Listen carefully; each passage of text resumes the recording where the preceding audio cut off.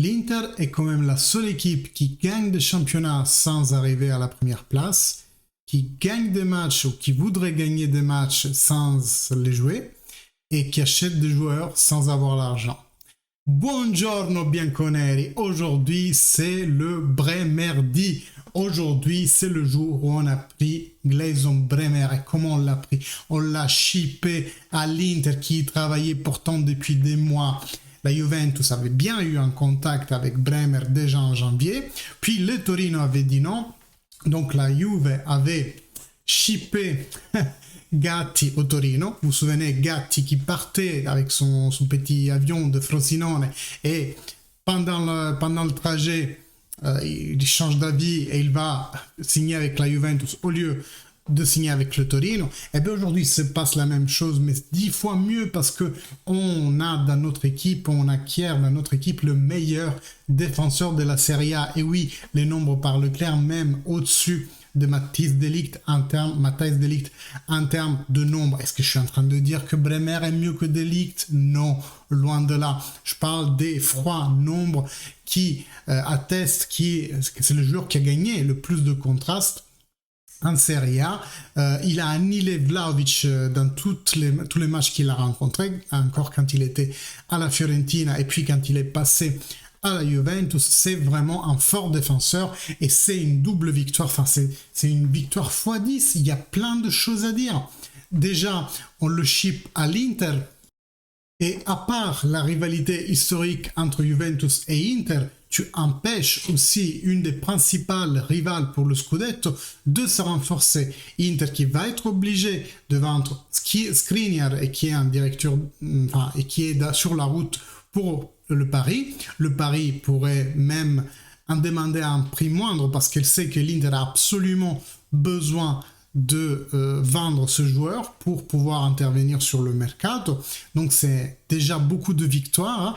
Une énième victoire, c'est le fait que Marotta, le goût du mercato, quand il y avait Marotta, on était mieux. Les Juventini qui râlent toujours contre notre dirigeance. Eh bien, le monsieur Marotta, il s'est fait en un jour shipper Dybala et Bremer. Et oui, et ça serait une énième victoire si, comme je le lis, l'Inter virait vers Demiral de l'Atalanta. Pourquoi?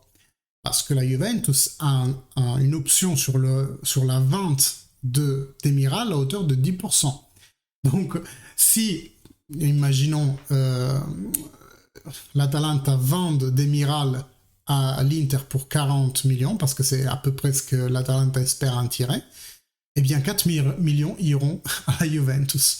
Donc on gagnerait ultérieurement. Bon, on ne sait pas si ça va arriver, mais déjà, réjouissons-nous, parce que cette dirigeance, en 19 jours de mercato, parce que le mercato a commencé il y a 19 jours, a ramené Pogba, Di Maria, Cambiaso, qu'elle a détourné assez rapidement vers le Bologne, mais quand même on l'a acheté, et aujourd'hui Bremer. Alors vous me direz, oui, mais on a laissé partir De Ligt. Et oui, il faut faire des concessions. Et on l'a laissé aussi partir à ce qu'on entend à des prix.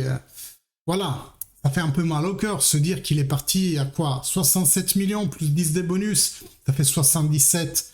Moi, je pense qu'il aurait pu partir aussi à 97 si jamais la Juventus n'était pas pressée. Mais le Bayern, ils sont pas cons, ils ont flairé le fait que la Juventus était pressée. Parce qu'on veut l'avoir le plus tôt possible, notre central défensif. On veut qu'Allegri puisse y travailler sur sa défense le plus tôt possible. On veut que le joueur parte en tournée dans 2 jours aux États-Unis pour faire la tournée avec les autres, pour mieux s'intégrer. Donc la Juve a dû faire un pas vers le Bayern.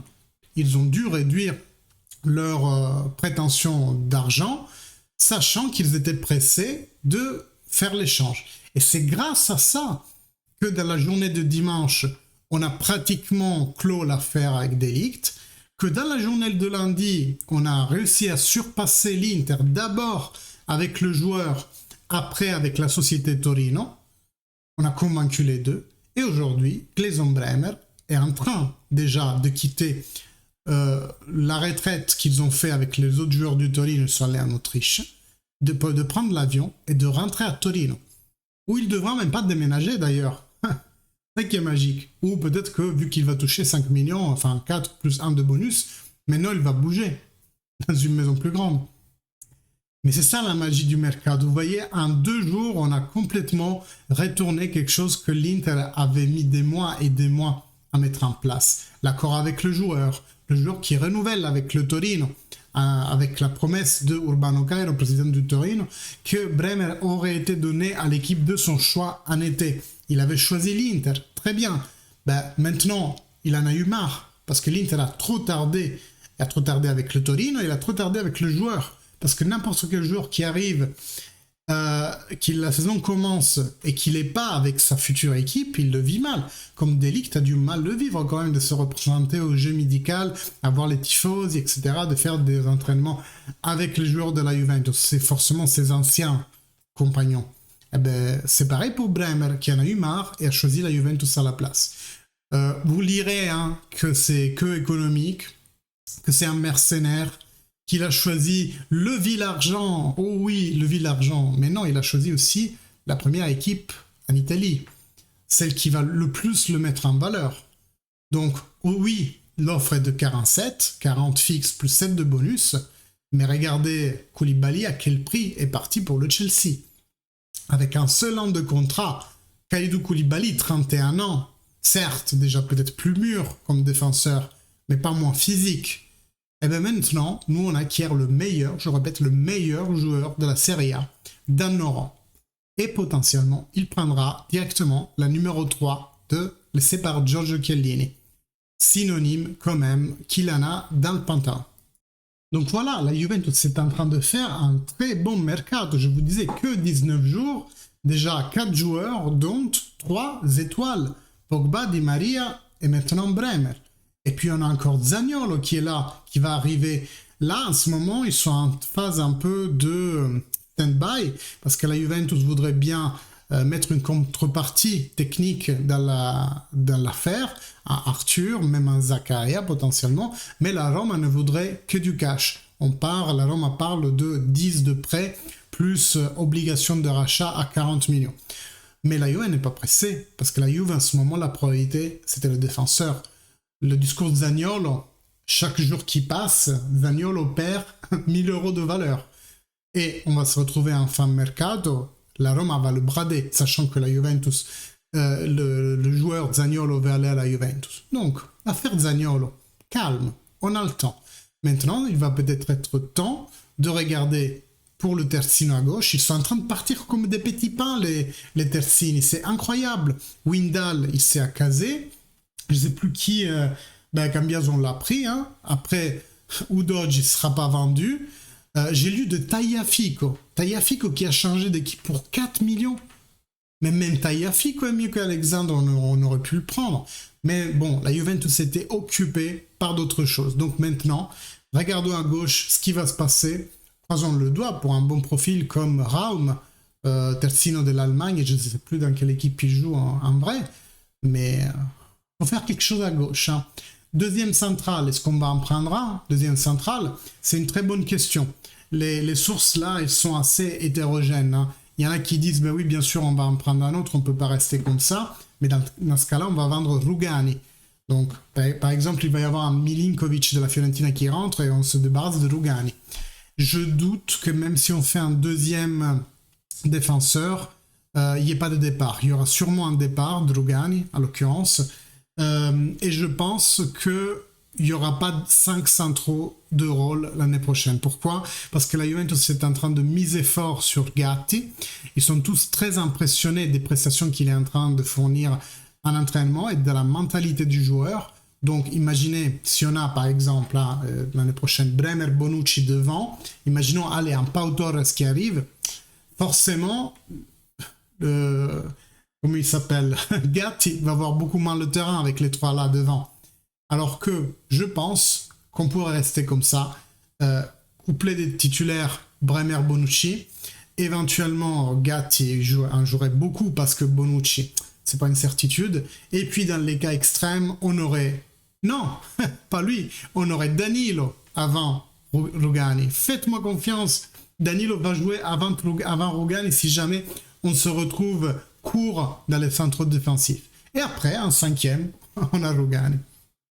Bref, Faut faire quelque chose à gauche. Peut-être un deuxième central avec une sortie. Comme dit, le nom que je présente, ça serait Milinkovic de la Fiorentina, évalué à environ 10-15 millions. Puis peut-être un autre milieu de terrain. La porte est encore ouverte. Il y en a beaucoup, certes, mais Ramsey est en sortie. Arthur veut partir. Rabiot, il a quand même une bonne renommée en première ligue, donc il pourrait partir. Et un des trois jeunes, Fagioli, Rovella, Miretti, un des trois va partir. Potentiellement, Rovella va partir. Rien de sûr. Hein. Et en attaque, à gauche, il nous manque toujours quelqu'un. On parlait de Kostic, mais bon, la piste est un peu refroidie. Peut-être que la Juventus voulait voir comment la saison de Keane aurait repris. Et apparemment, il y repart très bien. Certes, l'année dernière, il était arrivé à un point, il ne savait même pas arrêter un ballon. Il faisait plus de stops désorientés qu'orientés. Un arrêt orienté, il ne sait pas ce que c'est.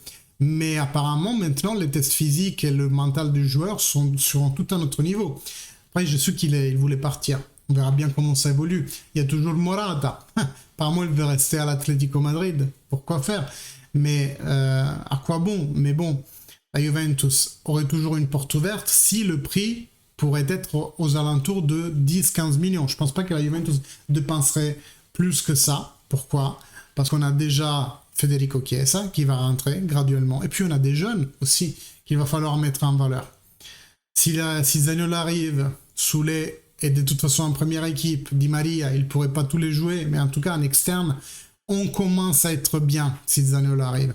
On verra si la Juventus va chercher une alternative sur la gauche.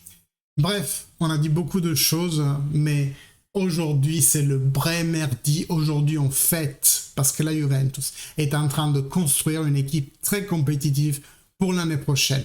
Prove me wrong. Ciao les gars. Like, commentaire, comme d'habitude, abonnez-vous si ce n'est pas le cas. Et fino alla fine, Forza Juventus. Ciao.